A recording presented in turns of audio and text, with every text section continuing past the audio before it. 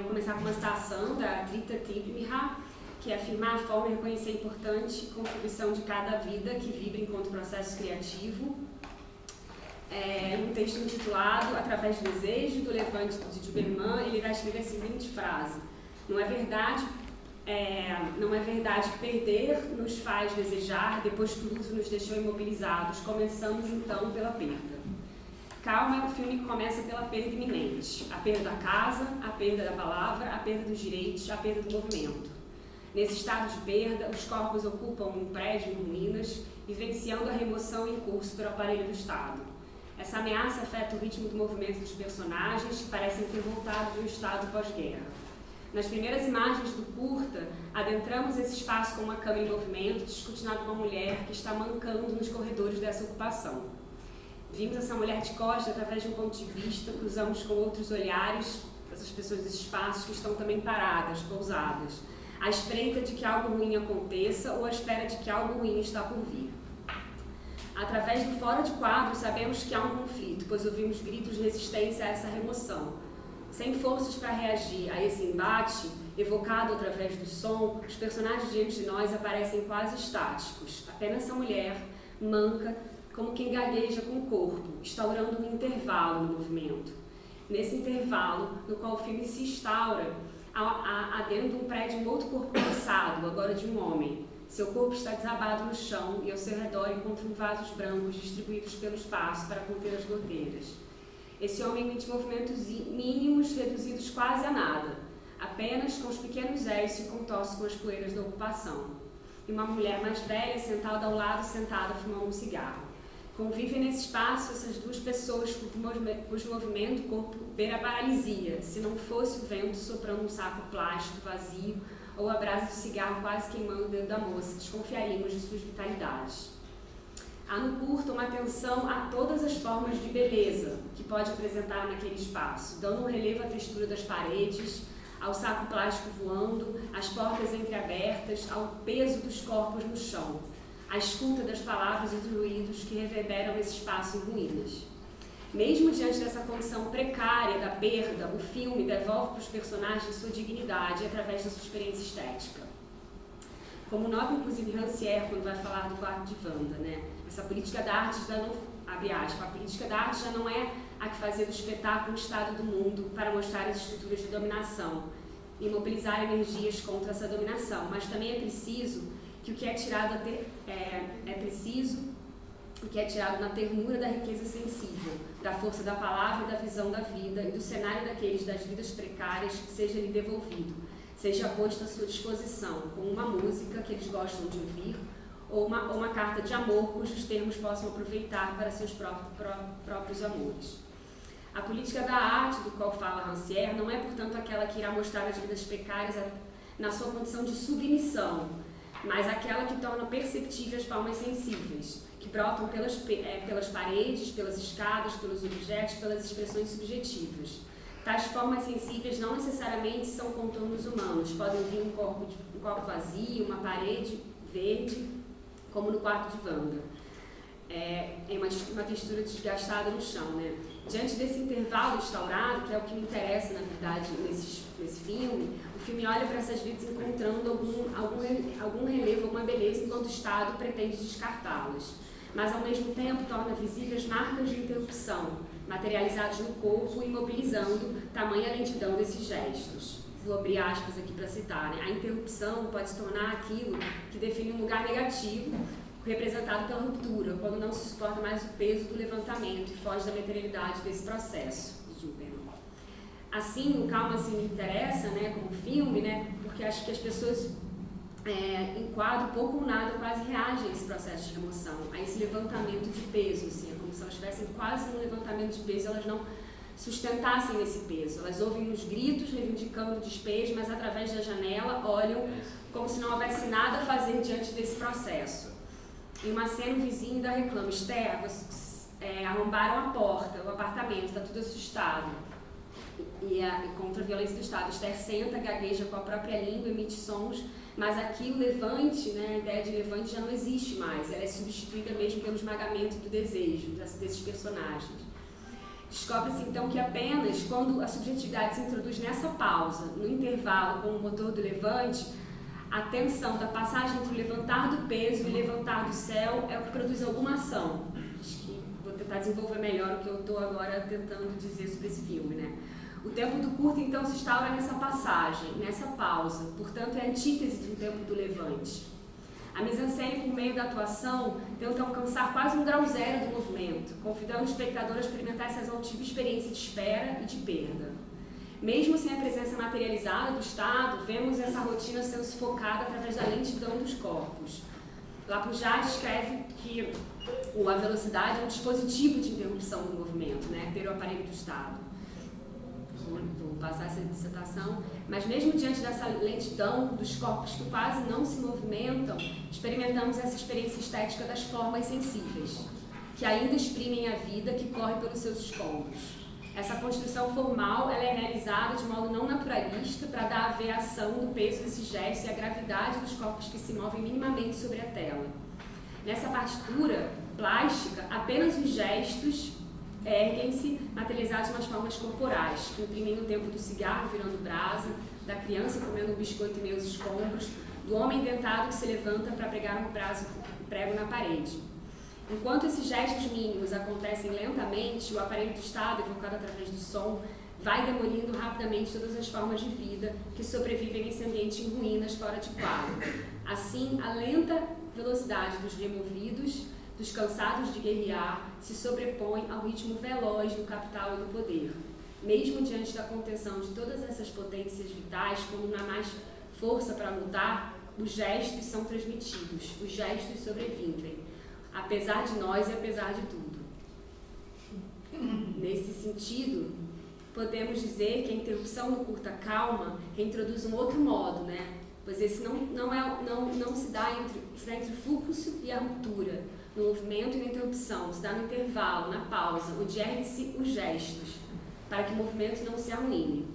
Na esteira dessa proposta, eu vou falar também do Era Uma Vez Brasília, que eu acho que também se instaura muito nesse tempo do intervalo, que acho que essa premissa, o Era Uma Vez Brasília tem muito essa premissa, a premissa da narrativa é um agente intergaláctico vindo de outro planeta, que vem em uma missão para matar o Juscelino, e aí ele cai transportado para um outro período do golpe militar, do golpe democrático da ex-presidente Dilma, né, em 2016. Tal proposta esgarça o tempo. O filme, acho que o filme mostra esse limbo temporal, o Era Uma Vez Brasília, né, onde aparece não ser mais possível reagir ao golpe democrático instaurado, antidemocrático. No entanto, diante desses destroços, os personagens não estão parados, estão confeccionando novas armas, exercitando e ensaiando novas estratégias de guerrilha, na criação de um novo corpo, que precisa encontrar novas imunidades diante do surgimento de um atual contexto. Na cena onde eles sobem, uma cena que eles sobem sobre um andaime e treinam com uma luta, a cena... Há um satélite que eles falam, transmissão, alfa.2, eles inventam um espaço para recriar essas estratégias, né? Exercitar os músculos e os imaginários nesse intervalo. Eles não estão parados, estão procurando outras formas de conexão com o presente, passado com o futuro, né? Assim, Calma e o quarto de Wanda, Calma e o longo do Adilei exercitam esse novo intervalo, esse outro modo de experimentar o tempo e o espaço, devolvendo uma experiência estética para as vidas tecidas às margens. Os planos e as composições de quadro, ao movimento, às luzes da cidade, ao espaço, ao campo pictório também. Quando o filme esse foi exibido em Brasília em 2007, foi considerado pelos espectadores o Era Uma Vez Brasília como um filme apático, anticlimático, né? Como fala a Dirley numa entrevista que ele cede ao Cine Festival. Esse anticlímax que se estabelece para mim é muito interessante. Eu não estou pactuando com o espectador, não estou pactuando com as pessoas com quem eu faço cinema. Acho que talvez as pessoas tenham ficado até o final da sessão esperando um catarse. Mesmo não tendo catarse no filme todo, acho que eles ficaram putos porque no final não há catarse, mas nós nunca prometemos uma catarse em momento algum, pelo contrário. Enfim, embora o filme tenha sendo recebido como apático, né? Assim, a minha hipótese aqui que o filme não na verdade é apático, né? Que trata de pensá-lo como uma produção também, no sentido de que há um desejo ali sendo germinado, capaz de no intervalo reformular outras práticas de resistência. pois as velhas já parecem desgastadas. O intervalo gera uma interrupção no movimento e uma nova demanda afetiva e sensível para se repensar o presente. Antônio Negri sugere que devemos dar atenção a essas pausas, pois é nesse intervalo que surgem outros movimentos. Descobre-se então, abre aspas, que apenas quando a subjetividade se introduz na pausa, no intervalo, como motor do levante, a atenção da passagem entre o levantar... Bom, essa parte já desculpa.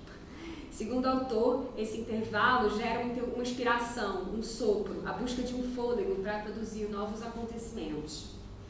Se pensarmos a proposta fílmica em um país onde a democracia está ameaçada, diante da militarização incendida sobre a população periférica, e todos nós também, a Dirley está nos dizendo que é preciso abalar essas estruturas, é preciso parar em só representar a servidão.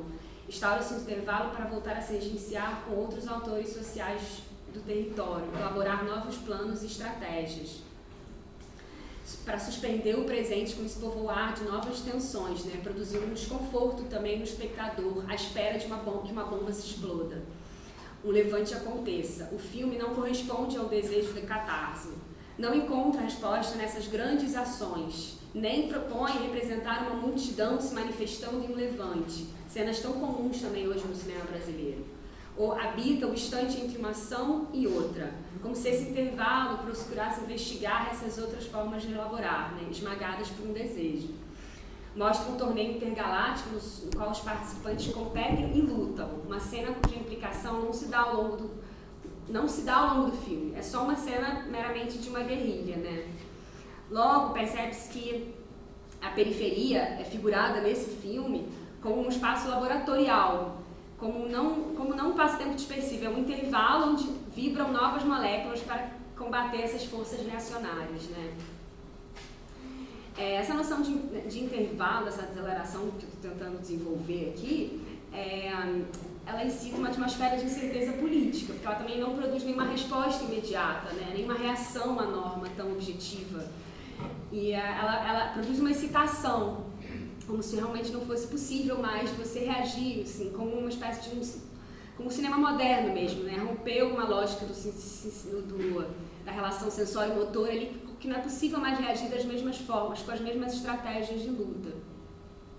Ela tem que implicar a gente em uma outra relação, né? A cineasta vietnamita Triet Minh Ha escreveu um livro chamado Cinema Interval, lançado em 99, que reúne alguns artigos com alguns diretores, onde ela vai falar, né, o intervalo, se mantido criativamente, irá elaborar a seguinte, o intervalo se mantido criativamente permite que as palavras despertem energias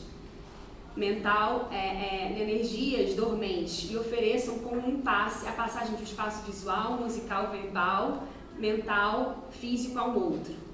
Para a cineasta, o que persiste entre o significado de algo e sua verdade é o intervalo.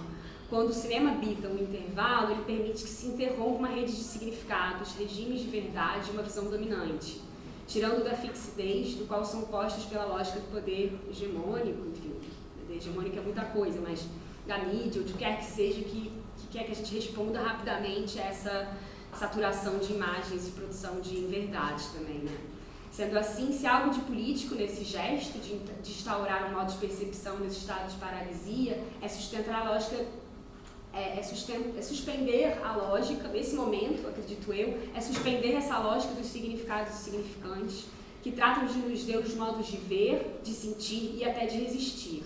E com isso criar novos cruzamentos, vibrações que ainda não foram facilmente codificadas, né? O intervalo permite então essa percepção dessa ruptura, assim, essa irrupção da superfície também. Enfim, então acho que o intervalo é não deixar, mas ao mesmo tempo é esse lugar onde não deixa paralisar por completo, assim, também, né? Que tem algo que ressoa, por isso que eu falo também um pouco dos gestos, né? Pelo menos os gestos que ali ressoam de alguma forma para dar a figura a isso, assim. Acho que o que eles nos dizem é que não podem ter uma resposta mais reativa, uma resposta não tão facilmente combativa com a norma, né? Que é preciso elaborar um tempo mesmo, que outras formas de elaborar uma estratégia política, ou o que quer que seja.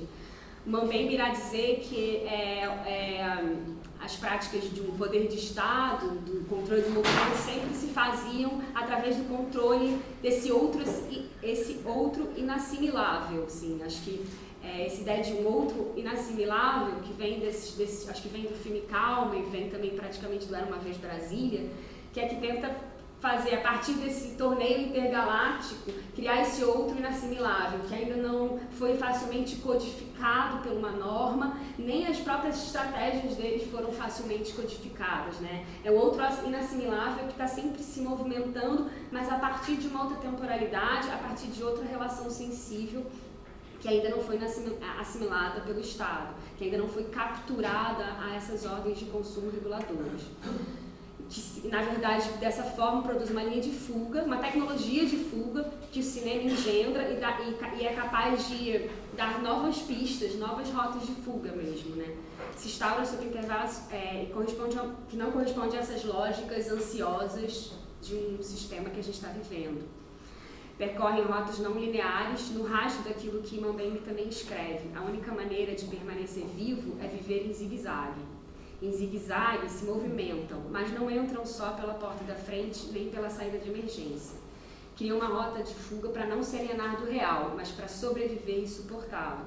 No intervalo criativo de Era Uma Vez Brasília e do filme Calma, eles cofabulam, mais do que agem. São capazes de suspender as máquinas de codificação hegemônicas, forjando novas subjetividades que se orientam para uma dimensão inventiva, se afinando com o que o poeta Ricardo Aleixo, mineiro, escreveu: incorporo a sombra, amanhã o homem invisível, sexta-feira à noite o perigoso, quarta, ninguém. Fechei.